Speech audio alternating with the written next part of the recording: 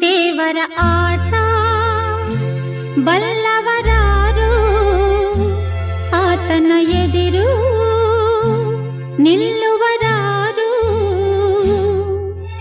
ಕೇಳದೆ ಸುಖವ ತರುವ, ಹೇಳದೆ ದುಃಖವ ಕೊಡುವ, ತನ್ನ ಮನದಂತೆ ಕುಣಿಸಿ